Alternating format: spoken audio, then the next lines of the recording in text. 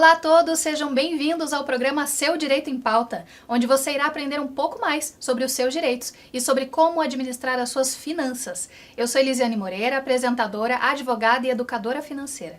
E hoje eu recebo aqui em nosso estúdio Diego Santos, que é Consumer Care da Serasa, com experiência na área de relacionamento com o consumidor há mais de 15 anos e é certificado COPC e possui vivência na aplicação das práticas de Lean Six Sigma para conversarmos sobre endividamento no Brasil. Seja bem-vindo, Diego. É um prazer tê-lo aqui conosco para falar de um assunto tão importante. Elisiane, eu agradeço o espaço para a gente conversar sobre algo que é tão importante para o brasileiro. Muito obrigado. Imagina, de fato, muito importante. Quero já começar te perguntando quais são os principais fatores que contribuem para o alto índice de endividamento que, infelizmente, a gente tem aí atualmente no Brasil. Elisiane, eu acredito que tem um principal e o primeiro, que é até algo que você traz bastante nas suas pautas, que é a questão da educação financeira mesmo, tá? Não é comum para o brasileiro ainda, e principalmente para quem mais precisa. Então você vê que quem mais tem a necessidade é quem menos tem a informação. Então Sim. Hoje um dos fatores que mais influencia a questão da inadimplência é a falta de conhecimento.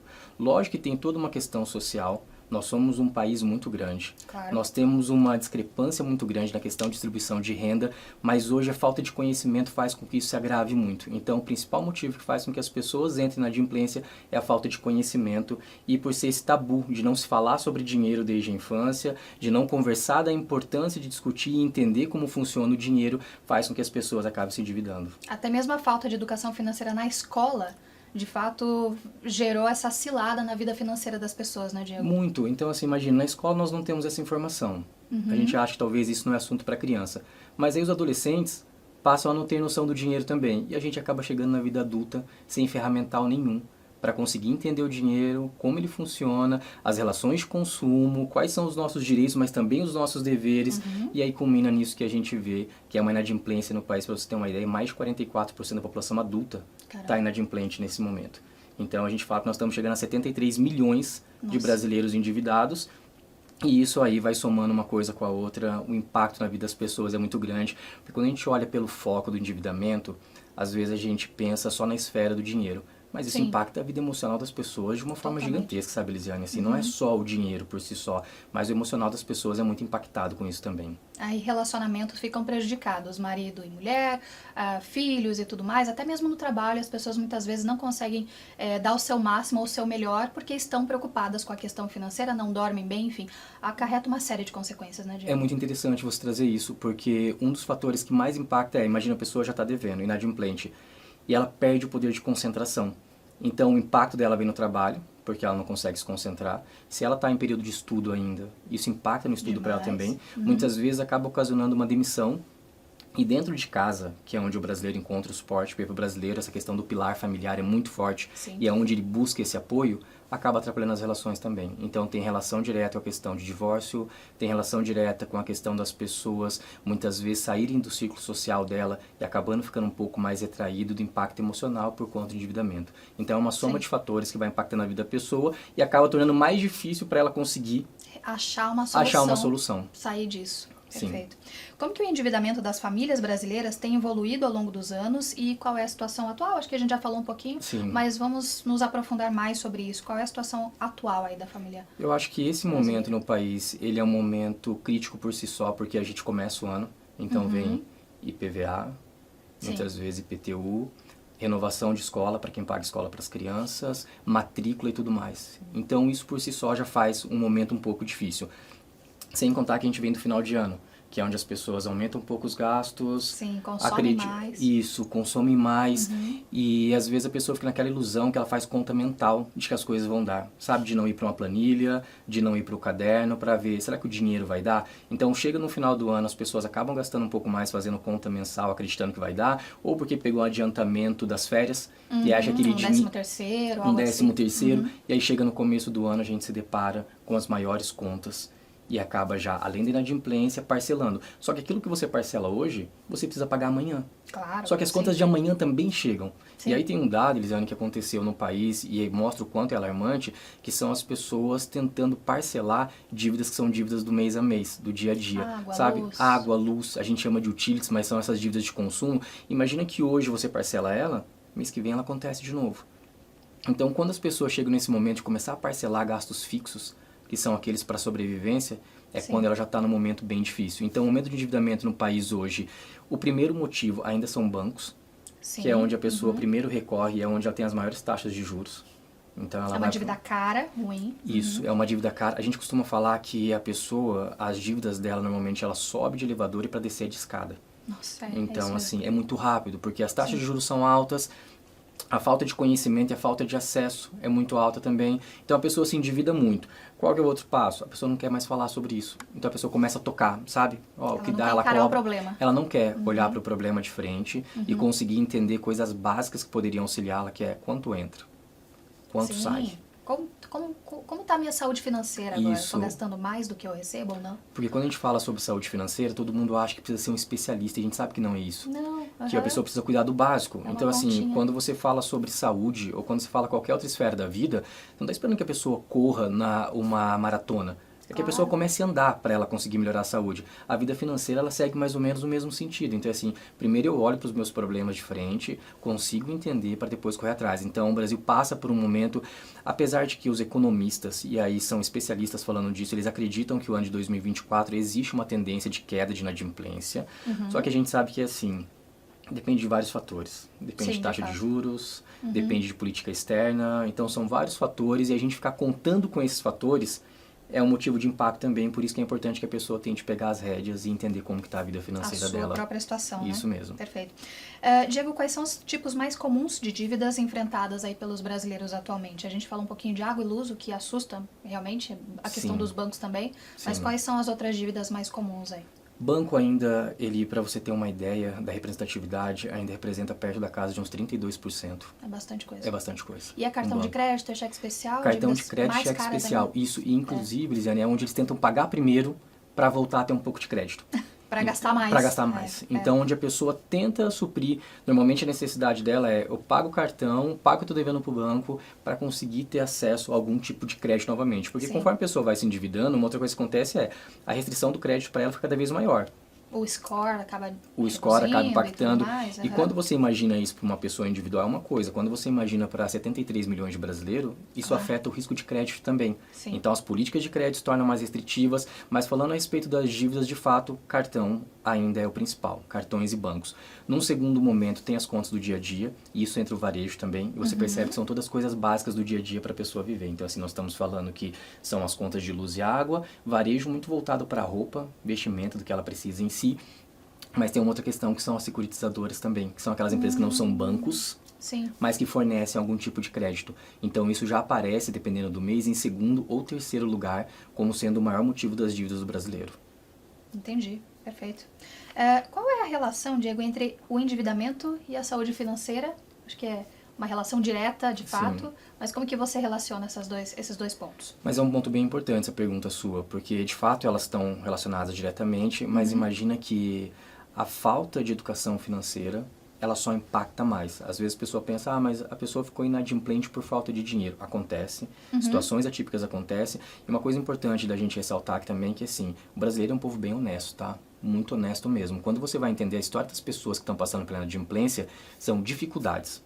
Sim. A gente vem de uma situação muito complicada, assim, recente, que é uma pandemia, onde as pessoas tiveram situações críticas de saúde, perda familiar e tudo mais. E aí, quando você olha para a inadimplência, ela tem um viés, às vezes, que a gente tem que tomar um cuidado, que as pessoas pensam que a pessoa ficou inadimplente porque ela quis. E não é assim, não é a realidade, né? Não é a realidade, eu vou falar para você da grande maioria, tá? Quando você vai para um feirão, a Serasa, ela promove um feirão limpa-nome presencial para aquelas pessoas que não são digitalizadas ainda. Então, normalmente nos meses de março e novembro, a gente faz esse feirão. E quando você se depara para conversar com o Brasil, que de fato é um Brasil real, conversando com as pessoas lá, você vê que a pessoa passou por dificuldades muito grandes. Sim. E ela está lutando para tentar trazer a vida dela e começar a ganhar de novo celeridade para ver. Então, a questão da educação financeira é totalmente ligada por isso, porque a pessoa não consegue lidar com o dinheiro. Claro. Quando ela consegue ter algum tipo de acesso ao crédito, as escolhas dela normalmente são escolhas ruins. Porque, assim, imagina hoje quem tem conhecimento de que ela tem que tentar sair dos juros altos. Falar juros baixos é difícil porque a gente sabe que quando você deve, as pessoas te cobram juros altos, mas tem juros mais baixos. Sim. Então a pessoa, às vezes, vale a pena ela pegar um juros mais baixo, uma dívida única, parcelar, cobrir todas as outras que vai virando aquela bola de neve, e nisso ela faz o equilíbrio. Mas isso pode soar básico para mim, para você, talvez para os seus espectadores estão acostumados com a informação que você traz, já estão mais antenados nisso. Mas quando a gente vai para a grande população, Elisiane, não sabem que, assim, olha, vale a pena muitas vezes eu sair do cartão de crédito e eu tentar segurar e que tem dívidas que eu posso não fazer, porque nós temos custos que são fixos, mas nós temos variáveis também. Grande parte das pessoas não consegue distinguir o que é uma conta fixa do que é uma conta variável. Sim. Então, está muito relacionado essa questão do conhecimento mesmo para as pessoas. E por isso a importância de ações como a de vocês, como o programa, de levar a educação financeira e fazer com que isso se torne uma pauta recorrente para o brasileiro também, que gere interesse nele. Claro. E você falou de um ponto importante que é a pandemia. Muita gente, muitas vezes pode pensar que os efeitos já cessaram. E na verdade não, porque muitas famílias perderam muitas vezes o provedor da casa, né? O provedor familiar ou a pessoa que respondia pelas finanças daquela família. Então, se desestruturou completamente. Então, como que a gente sai disso, né, Diego? Imagina isso que você comentou, o arrimo de família, muitas vezes, é aquela pessoa que trazia a grande parte, ou talvez toda. A pessoa talvez não está mais aqui. Perderam, tiveram que lidar com uma questão emocional, e além de tudo a questão do dinheiro também. E a pandemia trouxe uma outra questão, que é a adaptação dos custos. Então as pessoas mudaram os hábitos de consumo. Primeiro porque parte deles perderam o poder aquisitivo, e aqueles que mantiveram ainda mudaram. Então imagina que durante a pandemia cresceu muito o investimento em coisas para casa. Streaming, TV por assinatura, o consumo de comida em casa, só que isso gerou um impacto no comércio e no impacto daquelas pessoas que muitas vezes dependem do trabalho do dia a dia na rua. Então isso mudou, desconfigurou totalmente os hábitos de consumo, na verdade foram renovados, agora é um outro hábito de consumo, e as pessoas que às vezes estavam ali na rua, que é quem mais precisa, tiveram que se adaptar para isso também. Então os efeitos eles perduram até hoje. Você vê que tem pessoas que não conseguiram se reerguer da pandemia até agora, seja pelos impactos que elas receberam, ou seja porque elas tiveram que mudar a maneira que elas estavam trabalhando, tiveram que correr atrás. Tem alguns impactos positivos que a gente percebeu através das pesquisas? Tem, tá, Elisiane? Exemplo disso.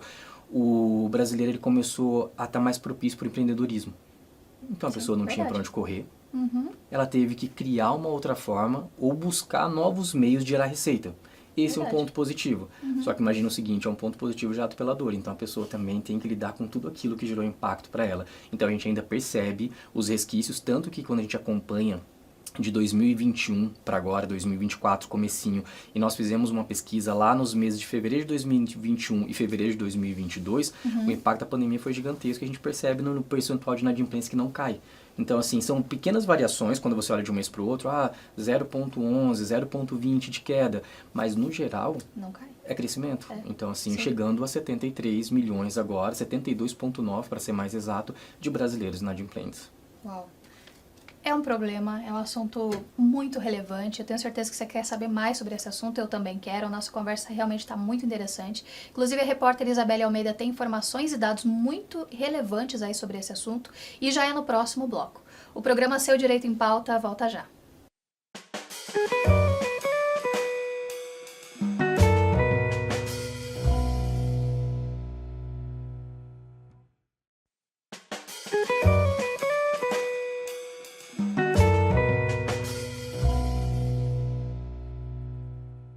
Olá a todos, sejam bem-vindos novamente ao programa Seu Direito em Pauta. A conversa de hoje é com o Diego Santos, que é Head de Produtos na Serasa Experian, para conversarmos então sobre o endividamento no Brasil. Por isso agora eu converso com a nossa repórter Isabelle Almeida, que tem alguns dados importantes sobre esse assunto. Olá Elisiane e a todos que nos acompanham aqui no programa Seu Direito em Pauta. O número de inadimplentes no Brasil cresceu no início deste ano. É isso que aponta a última pesquisa divulgada pelo Serasa, o que corresponde a um aumento de 1,19% em relação ao mês anterior, que corresponde a um acréscimo de 855 mil no número de pessoas inadimplentes. Ao todo, são 72,89 milhões de brasileiros inadimplentes no Brasil, segundo esses dados do Serasa. Os brasileiros com idades entre 41 e 60 anos representam a maior fatia da população com nome restrito, com 35,1%. Na sequência estão a faixa etária de 26 a 40 anos, com 34,1%, acima de 60 anos, com 18,9%, e os jovens entre 18 e 25 anos, com 11,9%. O valor médio de cada acordo realizado em janeiro no Serasa Limpa Nome, plataforma de renegociação de dívidas do Serasa, foi de R$ 760,31. No total, foram somados mais de 11,38 bilhões em descontos somente nessa plataforma. Eu volto com vocês no estúdio. Muito obrigada, Isabelle, por trazer esses dados relevantes e atuais sobre esse tema que é tão importante. Diego, a gente percebe uma crescente realmente no endividamento, infelizmente aí no Brasil, e eu gostaria de saber de você, Diego, se você percebe alguma relação em relação à média salarial, à média de renda das famílias, com relação a esse endividamento crescente, ou se não, você percebe inclusive uma disparidade. Não necessariamente quem recebe o menor salário é o mais endividado. Tá. Ou quem recebe o maior salário é o menos endividado. Você percebe, Sim. você tem essa percepção sobre isso, Diego? Existe uma relação, sim. Eu acho que esse é um excelente ponto também, daquelas pessoas que ganham menos ter mais dificuldade para acompanhar. Isso conversa um pouquinho com o que a gente estava falando anteriormente, que é a falta de conhecimento. Significa que as pessoas que mais ganham não devem? Não. Até porque, Elisiane, tem uma questão que a pessoa dever não necessariamente significa ela estar inadimplente. Tem pessoas Perfeito. que elas escolhem por ter uma dívida, então elas compram um carro, compram uma casa e tudo mais, só que elas têm condição de arcar com aquela parcela e tudo mais. Então elas colocaram dentro do orçamento delas essa opção e escolheram por ter uma dívida por troca de um sonho material que elas têm. Ok. Agora o que acontece para inadimplência é quando a pessoa colocou uma dívida que ela não consegue fazer o pagamento e ela se torna inadimplente. Então tem uma relação sim, mas não é só o dinheiro. Só que as pessoas normalmente que estão ganhando menos também são as pessoas que menos têm acesso à informação. E é aquele combo que a gente mencionou. Então, automaticamente, a pessoa ganha menos, ela está com menos acesso à informação, às vezes está trabalhando muito para tentar suprir a necessidade. Então, o que a gente percebe é que as pessoas que estão nessa faixa, onde tem os menores salários, é onde tem o maior impacto. A média de dívida de um brasileiro hoje passa de R$5.000.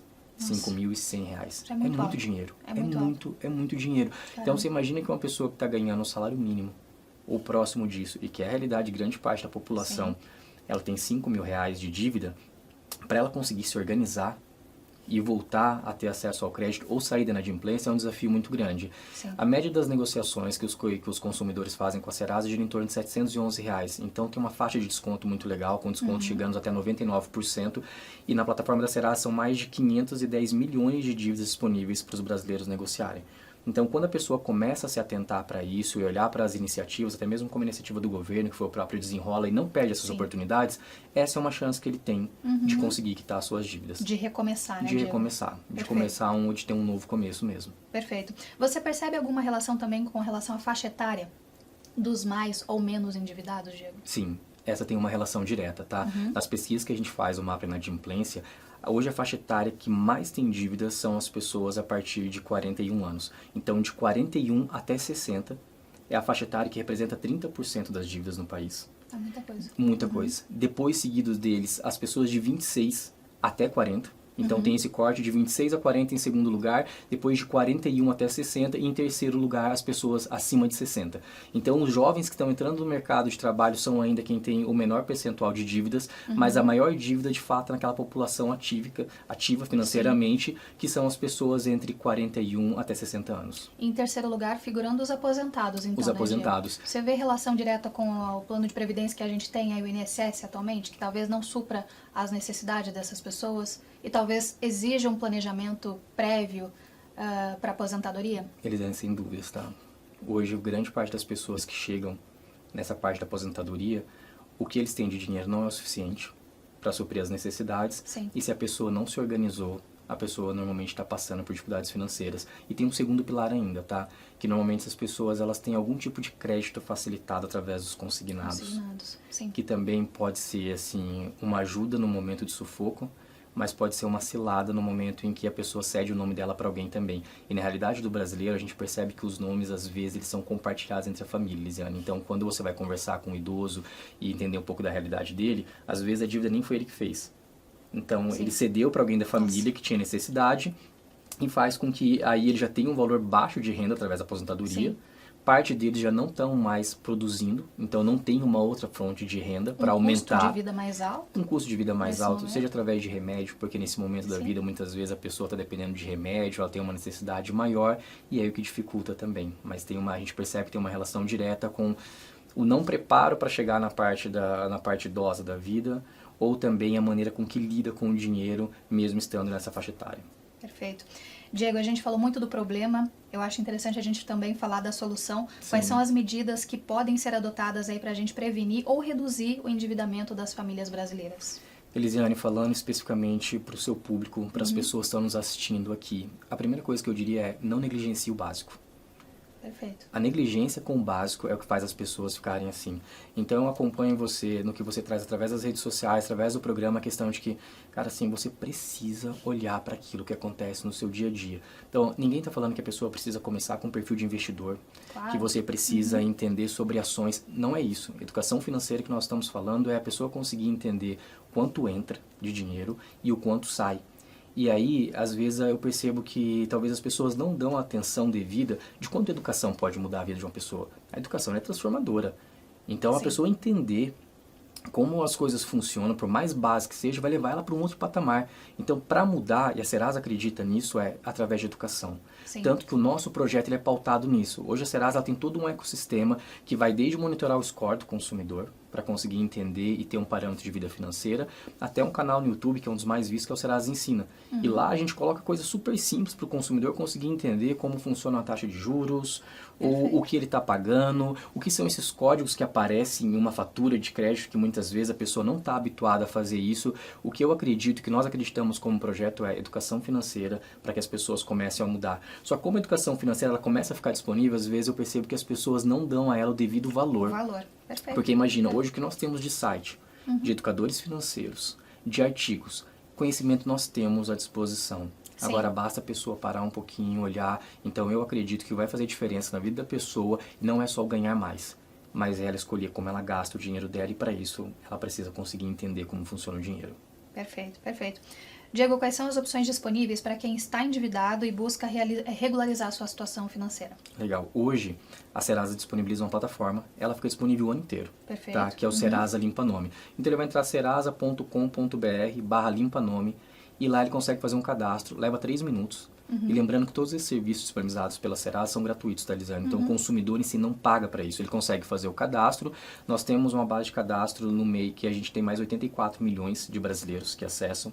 Mensalmente 26 milhões de pessoas acessam e ele consegue ver quais são as opções para ele negociar. São mais de 510 milhões de dívidas. Então o consumidor ele consegue entrar, ver se a dívida dele está disponível, são mais de 500 empresas parceiras da Serasa, e ele consegue uma forma facilitada de negociar as dívidas. E conforme a gente estava conversando um pouquinho no começo, ele negocia as dívidas, baixa a taxa de juros e começa a fazer girar o dinheiro dele de uma forma mais inteligente. Então essa é uma das formas que a Serasa disponibiliza para que o consumidor consiga ter acesso. Uma outra forma é a plataforma da Serasa de crédito, onde o consumidor se cadastra e ele consegue ver se o mercado está oferecendo um crédito legal para ele. Então, ao invés de ele procurar em cada um dos bancos, em cada um dos cartões, ele consegue, através do Serasa Crédito, ver o que o mercado está oferecendo para ele em uma plataforma única e ver se as taxas de juros lá são mais interessantes que ele está fazendo. Uau, então, são muito ferramentas que podem ajudar o consumidor no dia a dia. Com certeza, a tomar melhores decisões. Sim. Bom, já falamos aqui, mas qual é o papel da Serasa no auxílio aos consumidores endividados? Então, acho que também entramos novamente na questão da educação financeira, Sim. na questão prática, com os feirões,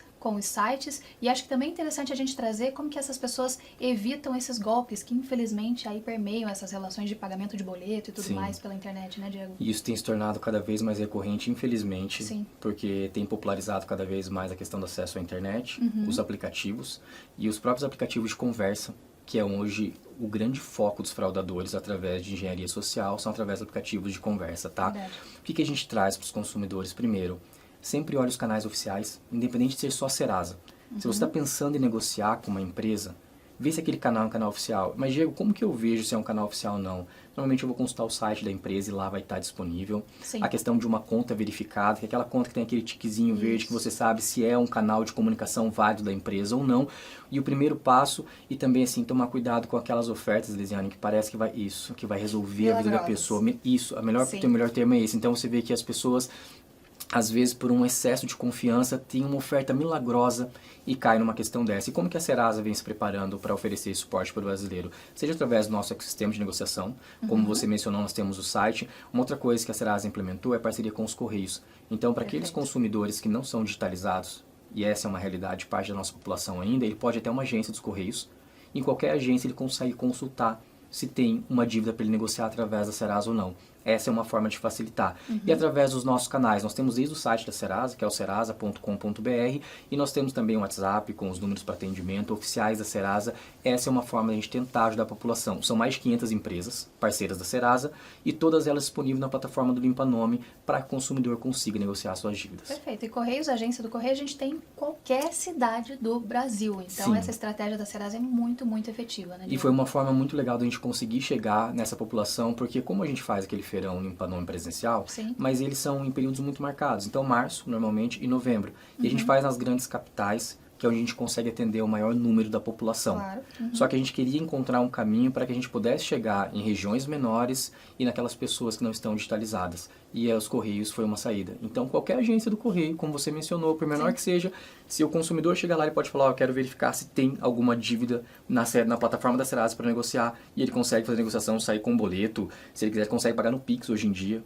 que te sai a negativação na hora. Então, Isso. tem vários meios e várias formas, tá? Isso é interessante da gente falar o prazo para limpar o nome. Se você paga via Pix, você tem o seu nome limpo na hora, se isso for uma prioridade para você, né? É isso mesmo. É uma chance a mais que a pessoa tem. Às vezes ela está precisando fazer alguma outra questão com o nome dela, e o pagamento por Pix propicia isso hoje. Então ela paga na hora, é online, sai, e mesmo que ela pague através do boleto, ela vai ter ali o período de até 5 dias úteis para baixo, porque daí tem toda a transação bancária para acontecer, mas grande parte dos parceiros hoje disponibiliza o Pix como forma de pagamento. Perfeito. Diego, alguma mensagem para as pessoas que estão nos assistindo aí sobre como evitar esse endividamento problemático, essa cilada na vida financeira? Lisiane, vou deixar então um recado aqui para os seus telespectadores, para as pessoas que nos assistem. Assim, o endividamento é algo que às vezes pode gerar um desconforto em você, mas ele é totalmente possível de sair. Então não fique na questão da vergonha, porque isso acontece com você, mas também acontece com outras pessoas. Aproveite os canais, não só do que a Serasa disponibiliza, mas também dos nossos, e tente negociar suas dívidas. Essa é uma forma de você conseguir voltar tanto para uma vida mais saudável financeiramente e também emocionalmente. Perfeito. Obrigada pela tua presença, Eu Diego. que agradeço, muito obrigado, tá? Quero agradecer também aos nossos apoiadores, CF Home Design, com esse mobiliário incrível que embeleza e deixa ainda mais aconchegante aí o nosso cenário, e ao Quadro Shop, por esses quadros belíssimos que enfeitam e deixam ainda mais agradável todo o nosso ambiente em cada episódio. A mais completa loja de quadros de Curitiba. Agora um recado para você, que é empresário. Sabia que a sua marca pode aparecer aqui no programa Seu Direito em Pauta? A sua empresa e o seu negócio podem estar conosco através de parcerias, apoio e cotas de patrocínio. Como que você faz isso? É só entrar em contato através dos endereços que aparecem agora no vídeo. Gostou desse programa? Então nos siga nas redes sociais. No Instagram Seu Direito em Pauta, como aparece na tela para você, e em nosso canal do YouTube, onde você pode conferir esse e outros programas. Seu Direito em Pauta, porque a informação é sua maior aliada. Nos vemos na semana que vem. Até lá!